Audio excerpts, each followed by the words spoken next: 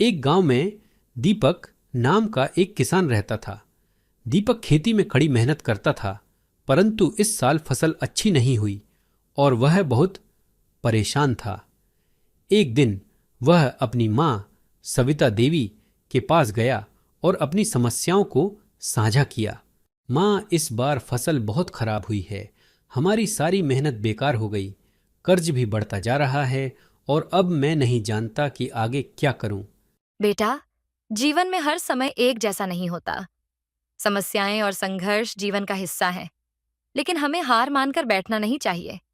चलो, बैठते हैं और बातें करते हैं। दीपक और सविता देवी चौके में बैठ गए। सविता देवी ने दीपक के माथे पर हाथ फेरा और बोली, बेटा, तुम्हें भगवान श्री कृष्ण के जीवन से सीख लेनी चाहिए। उन्होंने भी महाभारत के युद्ध में अर्जुन को बहुत प्रेरित किया था। भगवत गीता में श्री कृष्ण ने कहा है, कर्मण्येवाधिकारस्ते मां फलेषु कदाचन, जिसका अर्थ है कि तुम्हारा अधिकार केवल कर्म करने में है, फल की चिंता मत करो।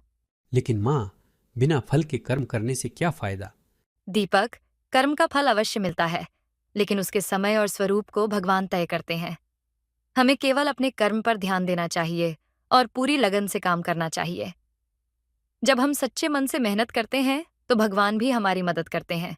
मां, लेकिन कर्ज का क्या? मुझे बहुत चिंता हो रही है। भगवान कृष्ण ने यह भी कहा है, योग कर्म सुकौशलम, यानी कि कर्म में कौशल ही योग है। हमें अपने काम को कुशलता से करना चाहिए और धैर्य रखना चाहिए। परेशानियों से भागना नहीं चाहिए, बल्कि उनका सामना करना चाहिए। तुम देखोगे कि भगवान की कृपा से सब ठीक हो जाएगा। इस कहानी से हमें यह सीखने को मिलता है कि जीवन में कितनी भी कठिनाइयां क्यों न आए, हमें कभी हार नहीं माननी चाहिए। भगवान पर विश्वास रखें और अपने कर्म को पूरी निष्ठा से करते रहें। कठिन समय भी गुजर जाएगा और अच्छा समय अवश्य आएगा।